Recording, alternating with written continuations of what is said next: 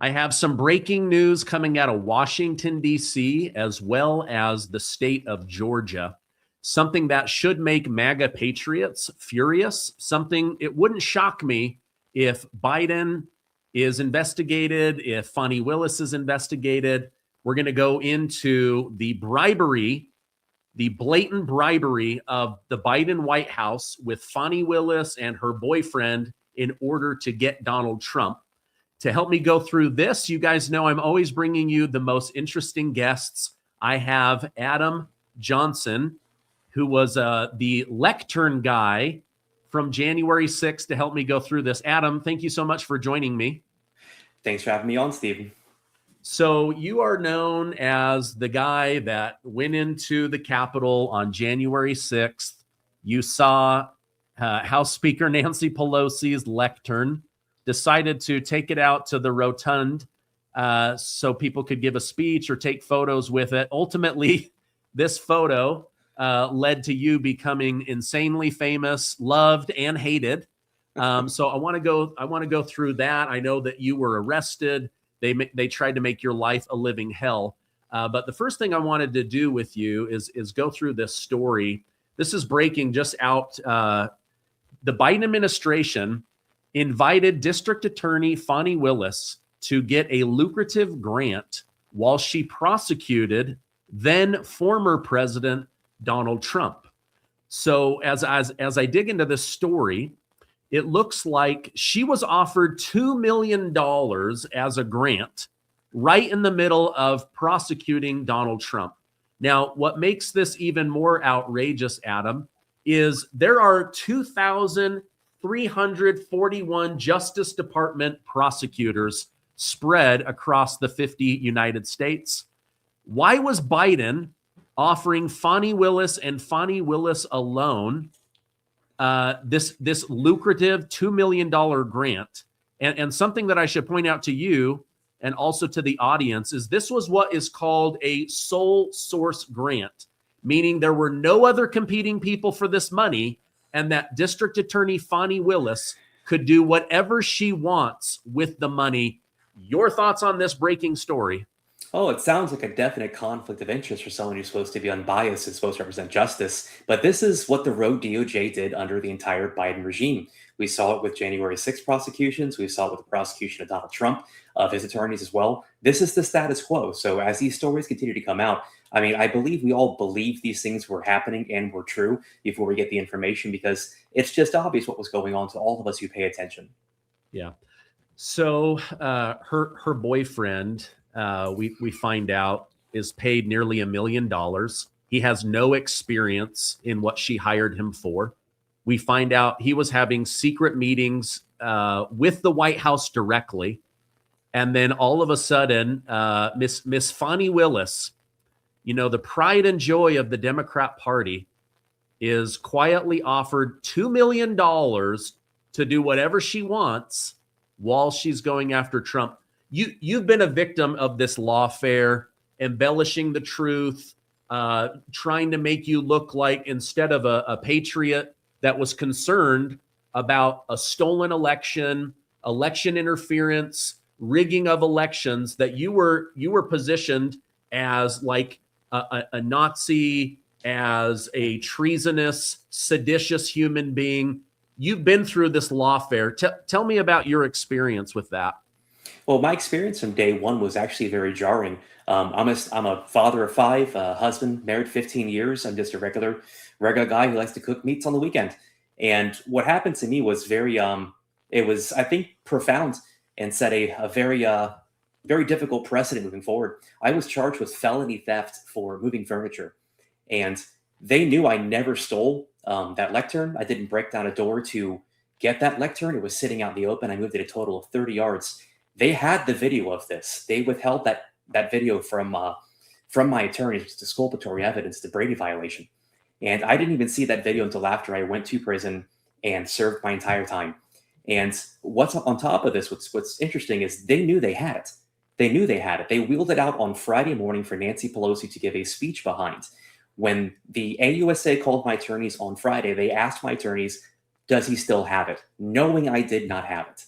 These are the facts. I called the Department of Justice and the AUSA before I left Washington, D.C. and told them, listen, this is a big misunderstanding. If you need me, this is my number. This is my email. I'm not fleeing the scene. You can get a hold of me. All is a misunderstanding. And for all of my just trying to be upfront and explain what happened, they sent me to federal prison. Okay. How long? I mean, they tried to jail Trump for the rest of his life. We now find out all this stuff about Georgia. But in your case, how much time did you spend in prison? I read that it was a shorter stint, but nonetheless, you're ripped from your job, ripped from your wife, ripped from your 5 children. What was your prison time? The initial charges that they were talking about were a 20-year sentence. When we got the actual charges, it was up to 5 years for felony theft. And then we had to pay $100,000 out of pocket for attorneys to not use the ones that were appointed us from DC. And we were actually unable to crowdsource any money to help us pay for those attorneys. It was part of the stipulations from the DOJ. So we ended up serving a 75-day prison sentence in federal prison, $5,000 fine, 200 hours of community service, and a year of supervised release. Oh my God. For misdemeanor trespassing. Oh, brother, I hate that you had to go through that. I've had many J6 prisoners, people that were falsely arrested. They tried to turn like a nothing into a misdemeanor, or a misdemeanor into a felon, or a moving furniture, walking into a building you're not supposed to be into a 20-year sentence. Some of them sedition against the United States federal government. I mean, this is crazy. Why did you go to January 6th on that day? I'm guessing it wasn't to grab this podium or steal from Nancy Pelosi or, attack and kill any member of Congress. But what actually took you there? There were several things. I was pretty apolitical leading up to 2020. I didn't vote in a lot of elections. I voted in 16. I voted in 20. We also what happened during the 2020 election. I mean, they're boarding up windows. They're telling us, don't come look at these things. Don't come seek. They're telling us water pipes are bursting without any work order being on file for us to look into.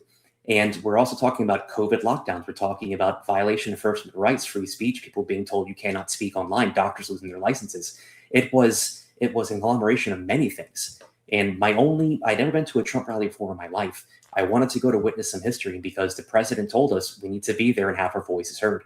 So that's why we showed up. Were you, which side of the Capitol were you on? Because I've had like Brandon Strzok on my show, and he was on the quieter side, and they tried to destroy his life. He spent almost $1 million in legal bills. He was able to raise money, but someone got a video of him walking towards the stairs. He never even went into the building. Where were you? I was on the west face of the building, and I try to be very fair about this. There were people who did engage with police in ways that I do not condone, but you have to understand how that actually happened. When I walked up to the building, everyone was standing around and just singing the national anthem. There was a point where an officer released munitions into a crowd that was standing around, and it was tear gas, it was rubber bullets. We see videos of this. And what happens when you take munitions and you fire them into the middle of a crowd, you're going to create centripetal force, which puts people out and away from those munitions. So some people were forced into the police barricades, and that's when the riot, as they call it, ensued. These were people trying to flee being fired at. So when that happened, I walked away from that because I don't want to be gassed. I don't want to be shot. I walked around for a little bit, and I saw people were walking in through open doors, and I followed them inside because I believed that's where the protest was continuing. Okay, so you didn't break down a door. You didn't break down a window. The door was already open. My own chiropractor here in Utah, his wife faced 5 years in federal prison, and same story, never been to a rally, just felt like something was off. She decided to go there with the son-in-law. She was literally guided into the building and said, come on in. She walked around, she grabbed a pamphlet, and then her entire life was ruined. Yeah. I've also seen videos, Adam, where, if people are pushing up, you would tell them to move back. Hey, this is a restricted area. I don't remember anyone saying this is restricted. or now it's restricted. We're pushing people back. The crowd's getting too big for the amount of police or whatever. Instead, I see them throw percussion grenades behind people, which forces them to the building. I see videos of police officers in snipers' nests literally shooting rubber bullets through people's cheeks. Yes. What did they expect people were going to do? Move from singing the national anthem to singing Kumbaya, my lord? Well, this was the intention. This was the purpose. That's why they acted in that way. And they curated a lot of the initial video that came out for the first couple of years while the DOJ was still under the Biden regime. And we're still sifting through evidence now and video now and getting the full complete story. And we still need investigations to happen. We still need to understand exactly why it occurred the way it did. But from what I've seen, they wanted this to happen. They did. And when I was inside the building, I got lost. I'd never been in the Capitol before. No one asked me to leave. I actually found a Capitol officer and asked him how to leave the building because I had no idea where I was. It's a very large place. And he was very polite. And he said, we're exiting people. If you go down this hallway, take a right, take a left. We're exiting people outside the east side of the building. And so I thanked him for his time, told to be safe, and I went home. Wow. Never in your wildest dreams did you think you would go through what you went through. No, I did not. This was not on the bingo card, as they say. Yeah. And I'm sure, the media and others tried to position you, even in the eyes of your own children, as like an evil person. It's so disgusting to me. I mean, what was, go ahead. It wasn't just the media. It was also some of my children's teachers at school. It was a handful of good friends of mine. I was doxxed by a girl. I served at a church. I was an interim worship pastor, and I helped the youth group build a worship band together. One of the girls who was a vocalist there, who is now trans, she doxed my wife's work, my location, where my kids go to school. And this is someone that I spent my time trying to help, for a couple of years. So wasn't just the media at play here. There is a sickness, there is an illness in the Democratic Socialist Party that is meant to kill us and murder us and make sure we do not have the right or the opportunity to speak. Wow. What was your initial reaction when it came out that there were 26 FBI people in the crowd?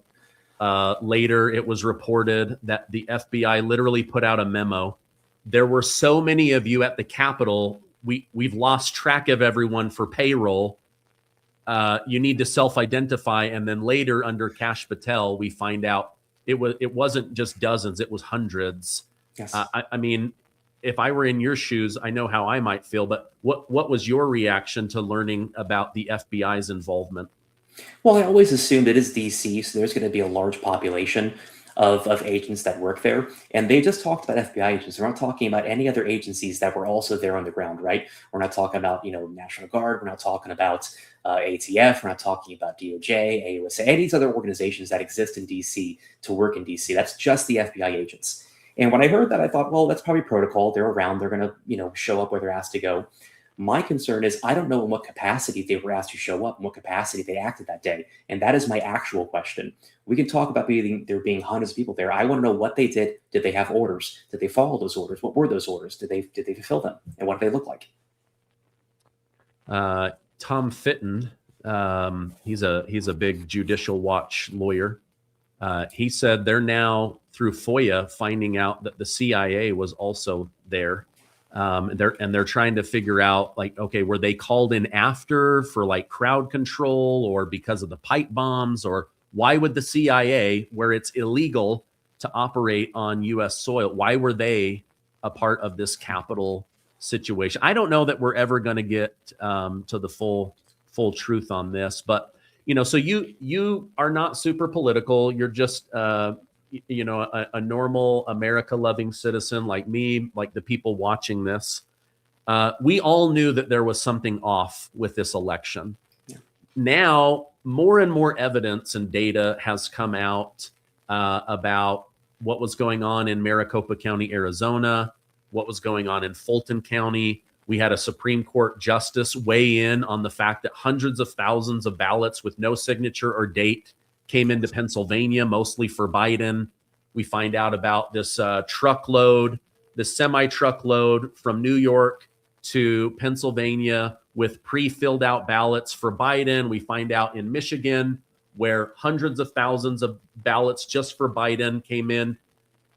I know it doesn't solve what you went through, but does it help justify a little bit of that you're not crazy for wanting to go there on January 6th? Because so much has come out since January 6th. It's for me, it's always been about correcting the canon historically, because that's what's most important. And I struggled for a while after January 6th. Would it be good or bad or better or worse if it did turn out the election was stolen for the American population at large, whether you're left or right? If it does turn out that it was stolen, then you tear down any fundamental belief that our country is real or legal. So, there's part of me that believes that best case scenario, I was wrong and I got it wrong and everything that I believed was wrong. I read the wrong conspiracies, but, in my heart, I've always believed that what I did was the right thing, that our country was built foundationally on protest, on airing grievances to our government. I didn't go to a Walgreens or a Target or a CVS and burn it down and rob and loot it. I went to Washington, D.C., where the lawmakers were who allowed this to happen and sat back and said, it is okay that these people showed up to protest. It is okay that we throw them in prison for 20 years the rest of their life. We did the right thing. So looking at what's coming out now, I would love to see historical canon corrected. That would feel great. I think it's more important than having payouts for being unjustly prosecuted. I think it's the most important thing, and it's what I've always said is the most important thing. Okay. You went to jail for election integrity. Many are frustrated with Republican senators right now that don't even have the courage to just bring the SAVE Act to the floor. I don't even care if it doesn't pass. I want to see which of the Republicans openly votes against it. That's what I want to see. Your thoughts on the SAVE Act and voter ID? It is the single most important bill that we have ever put together to put in front of Congress and put in front of the Senate. This is how we save our country. We know this is the first step. We also need to have an accurate consensus put together in 28. But this will ensure our elections to make sure they are safe and secure. The only reason that I can assume why Republicans have voted against it is because they're practicing or engaged in the same practices that Democrats are with illegitimate elections. There is no other reason why you would be against this. You were either legitimately elected or you were not. This will either hurt your campaign or it will help it, one or the other. And if you're voting against it as a Republican, I have to assume you're going to take. Yeah, it makes no sense to me. John Thune, the Senate Majority Leader, said 2 days ago, we just have so many things that we want to get done for the Republicans that we just don't have time to focus on this. It's the 95% issue. It's the issue that we care about the most. So he's giving minor time to a major thing and major time to minor stuff. It's really disheartening. It absolutely is, but they have time to have dog shows. You saw this, right? They had dog shows, and what's funny to me is all these dogs are probably AKC registered, which means they're all licensed and they all have a history of where they came from, how they were bred, what households they came from. So they have a whole literal dog and pony show at the Capitol, while they won't verify the people who are in our elections voting legally or not legally. Oh my gosh. Yeah. Let me ask you this, just as a citizen. How do you feel about Democrats through their speeches, their actions, their voting, their policies, that they literally value illegal immigrants and giving them a comfortable life off the money and back of hardworking Americans versus prioritizing the American people that are doing their best, love their country, and are working hard, but are being overly taxed in order to give that money to illegals? Your thoughts on this, upside down world of priorities? Yeah, I mean, I could be mad at, people in Congress, Democrats, but they're doing what they've always been doing. It's not shocking. It's not jarring to me. What's more jarring to me is their constituents just lapping it up and going along with it. But the real key difference between Republican constituents and Democratic constituents is that Democrats have talking points. They tell their audience what we're doing, even to their detriment, they will go along with it. Even to their detriment, to the death of their culture, they will go along with it. Republicans, we have convictions. It's why we stand up when we see someone like Thune, who's supposed to be a Republican, do the right thing. We call him out for it. That's what separates us. So I could be mad at the Democratic, Congress people and senators and all their lobbyists, but they're just doing what they've always been doing. I'm more concerned about the Democrats who live in this country who are watching it be ripped apart and saying we're okay with it. Okay, appreciate your insight on that. You're running for office down there, I believe, in District 6 of Florida. What are you running for? Manatee County Commissioner. And what does a county commissioner do specifically? County commissioner, it's actually it's a pretty boring job, but it's a job that affects everyone's lives. It's very bipartisan. You were talking about funding for roads, land use, zoning, trying to kneecap development so our infrastructure can catch up. It is very boring stuff, but it's actually one of the most important jobs in government. And a lot of people are frustrated not running for national office. I have no desire to do that. You have to campaign and lobby with people that I don't want to be in the same room with. I'd rather change my own backyard. I'd rather have a place that my kids can grow up that I recognize. So I'm running for Manatee County Commissioner, District 6 at large. Okay. Did you, before going to jail for election integrity, did you ever see yourself getting involved in government? Or is it because of this that you're like, listen, I can't complain if I don't actually throw my hat in the ring and try to do something? It is exactly that. So I've known Brandon Herrera for a couple of years. I'm sure you're aware of the AK guy running for Congress in Texas. Yes. 23. We had a conversation about 2 years ago when he put his first bid out for Texas 23. And we sat there and chatted for about an hour. And we came to that exact result where it's one thing to talk online, but it doesn't change anything. You have to show up in person. So watching Brandon take a step forward gave me the courage to also step forward. Politics touched my life. Before, it didn't really matter that much. I didn't have a lot of, interest in it whatsoever, but it came in to touch my life. And I think that it's important that we don't get here again. I want to be able to leave my kids a country in a better place than I received it. I want to be the first generation to do that. Okay.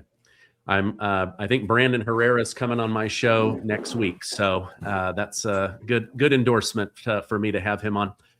Thank you very much. You're living out what Theodore Roosevelt said, be a man in the arena, even if you get dirt kicked in your face. So I appreciate you taking this on. I'm going to put a link down below. Where can I point people towards so they can learn more about you and support you?